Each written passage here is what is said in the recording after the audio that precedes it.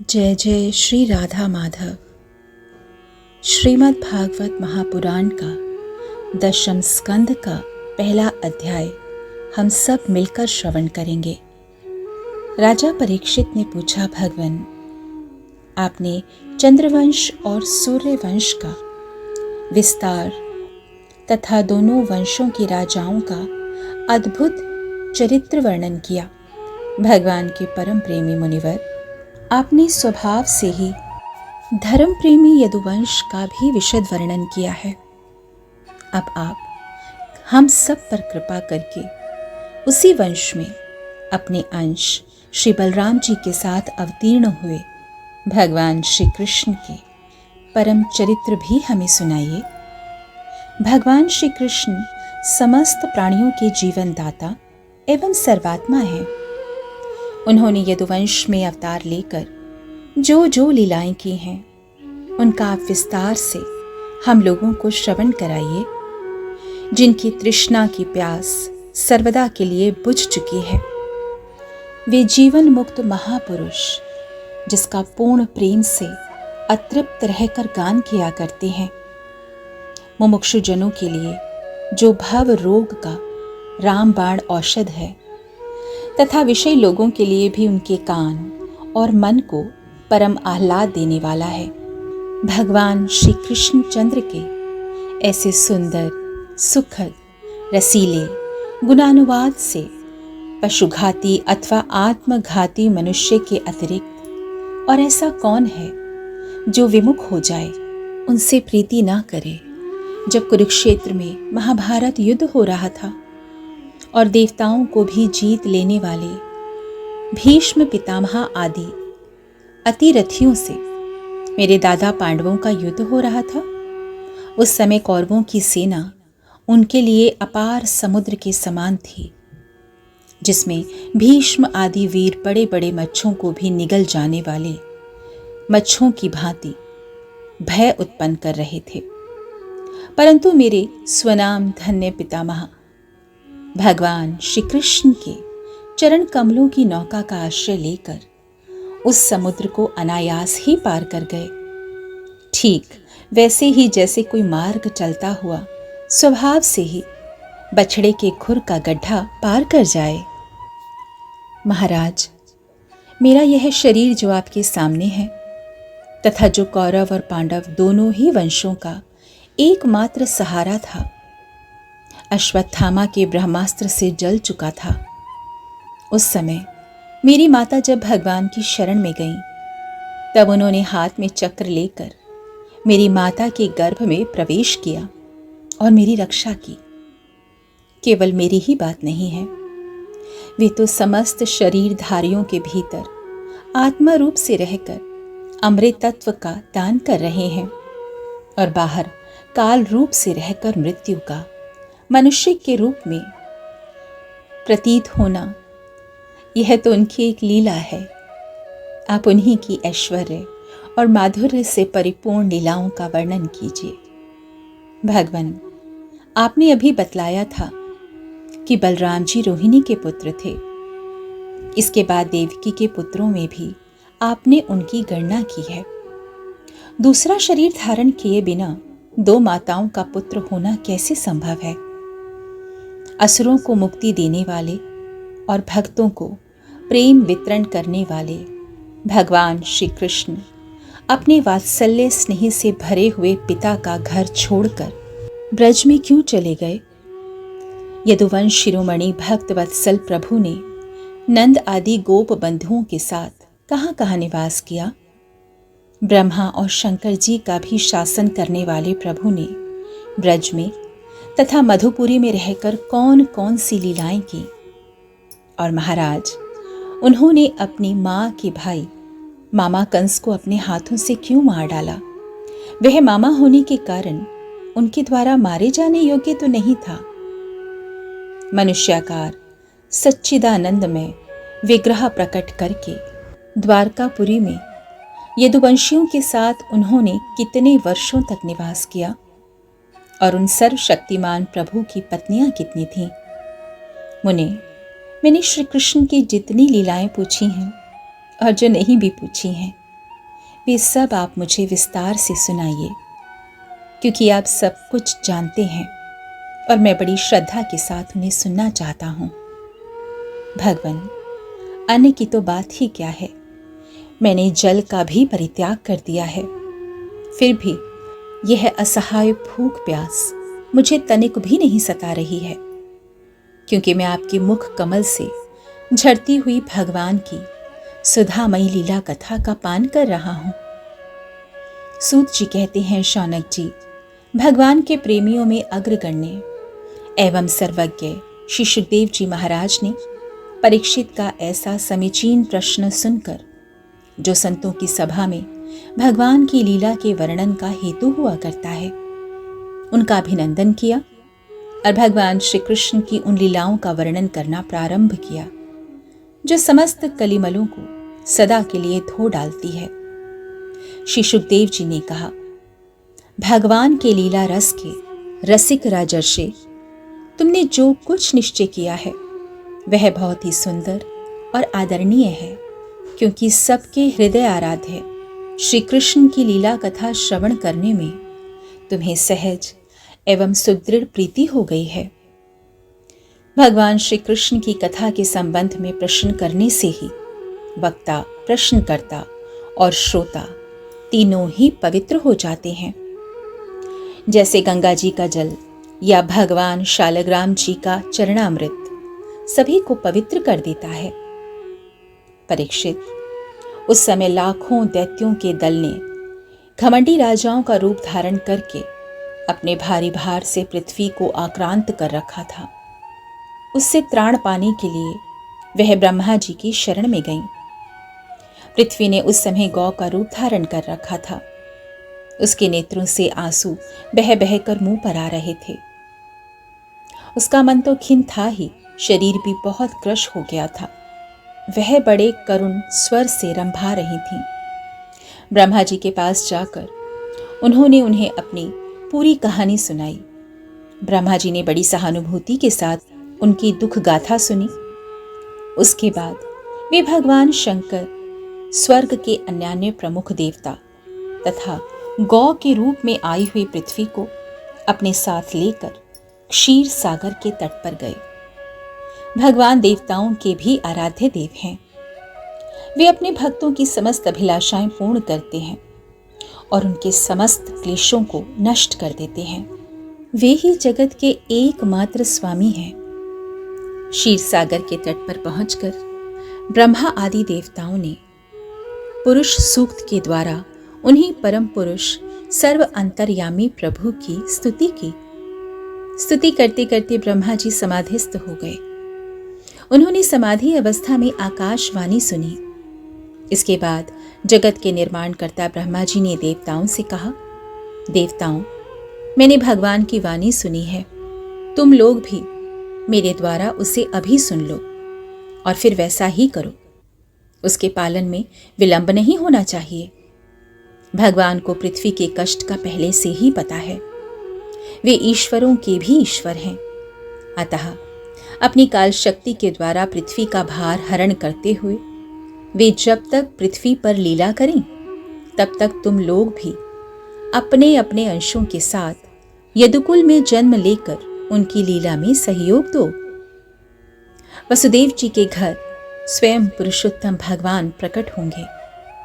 उनकी और उनकी प्रियतमा श्री राधा की सेवा के लिए देवांगनाएं जन्म ग्रहण करें।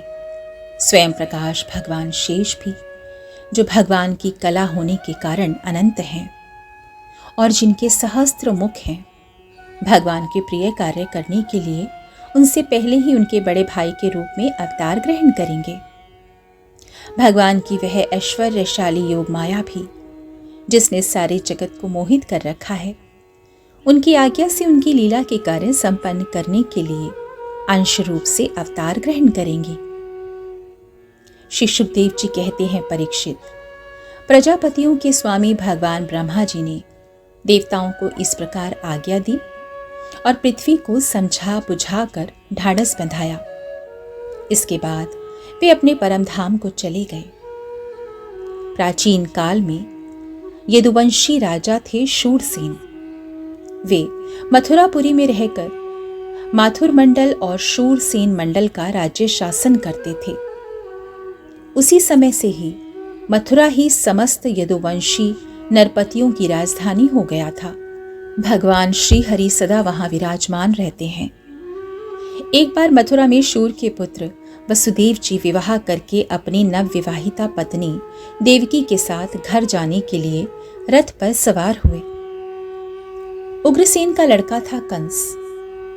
उसने अपनी चचेरी बहन देवकी को प्रसन्न करने के लिए उसके रथ के घोड़ों की रास पकड़ ली। वह स्वयं ही रथ हाँकने लगा। यद्यपि उसके साथ सैकड़ों सोने के बने हुए रथ चल रहे थे। देवकी के पिता थे देवक। अपनी पुत्री पर उनका बड़ा प्रेम था। कन्या को विदा करते समय उन्होंने उसे सोने के हारों से अलंकृत 400 हाथी, 15,000 घोड़े, 1800 रथ और सुंदर सुंदर वस्त्र आभूषणों से विभूषित 200 सुकुमारी दासियां दहेज में दी। विदाई के समय वर वधू के मंगल के लिए एक ही साथ शंख, तुरई, मृदंग और दुंदुभियां बजने लगी। मार्ग में जिस समय घोड़ों की रास पकड़कर कंस रथ हाँक रहा था, उस समय आकाशवाणी ने उससे संबोधन करके कहा, अरे मूर्ख, जिसको तू रथ में बैठाकर लिए जा रहा है, उसकी 8वीं गर्भ की संतान तुझे मार डालेगी।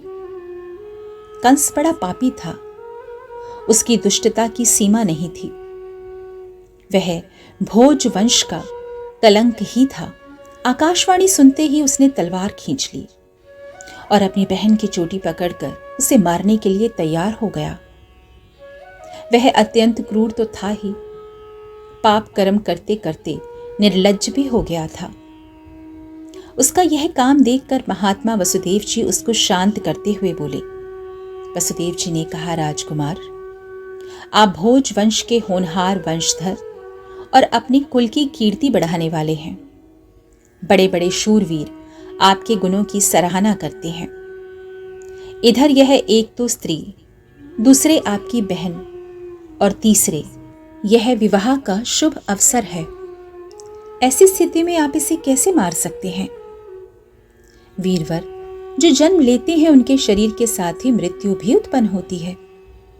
आज हो या 100 वर्ष के बाद, जो प्राणी है उसकी मृत्यु होगी ही।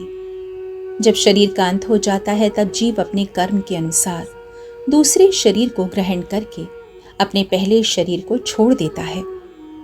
उसे विवश होकर ऐसा करना पड़ता है।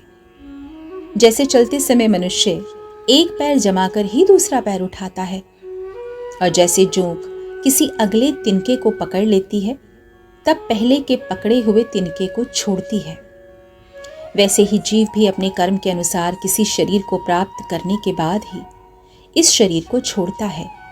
जैसे कोई पुरुष जागृत अवस्था में राजा के ऐश्वर्य को देखकर और इंद्रादि के ऐश्वर्य को सुनकर उसकी अभिलाषा करने लगता है और उसका चिंतन करते करते उन्हीं बातों में घुल मिलकर एक हो जाता है और स्वप्न में अपने को राजा या इंद्र के रूप में अनुभव करने लगता है, साथ ही अपनी दरिद्र अवस्था के शरीर को भूल जाता है। कभी कभी तो जागृत अवस्था में ही मन उन बातों का चिंतन करते करते तन्मय हो जाता है और उसे स्थूल शरीर की सुधि ही नहीं रहती। वैसे ही जीव कामना और कर्म के वश में होकर दूसरे शरीर को प्राप्त हो जाता है और अपने पहले शरीर को भूल जाता है। जीव का मन अनेक विकारों का पुंज है। देहांत के समय वह अनेक जन्मों के संचित और प्रारब्ध कर्मों की वासनाओं के अधीन होकर माया के द्वारा रचे हुए अनेक 5 भौतिक शरीरों में से जिस किसी शरीर के चिंतन में तल्लीन हो जाता है और मान बैठता है कि यह मैं हूं, उसे वही शरीर ग्रहण करके जन्म लेना पड़ता है। जैसे सूर्य, चंद्रमा आदि चमकीली वस्तुएं जल से भरे हुए घड़ों में या तेल आदि तरल पदार्थों में प्रतिबिंबित होती हैं और हवा के झोंके से उनके जल आदि के हिलने डुलने पर उनमें प्रतिबिंबित वस्तुएं भी चंचल जान पड़ती हैं, वैसे ही जीव अपने स्वरूप के अज्ञान द्वारा रचे हुए शरीरों में राग करके उन्हें अपना आप मान बैठता है और मोहवश उनके आने जाने को अपना आना जाना मानने लगता है। इसलिए जो अपना कल्याण चाहता है उसे किसी से द्रोह नहीं करना चाहिए, क्योंकि जीव कर्म के अधीन हो गया है, और जो किसी से भी द्रोह करेगा उसको इस जीवन में शत्रु से और जीवन के बाद परलोक से भयभीत होना ही पड़ेगा। कंस, यह आपकी छोटी बहन अभी बच्ची और बहुत दीन है। यह तो आपकी कन्या के समान है। इस पर अभी अभी इसका विवाह हुआ है।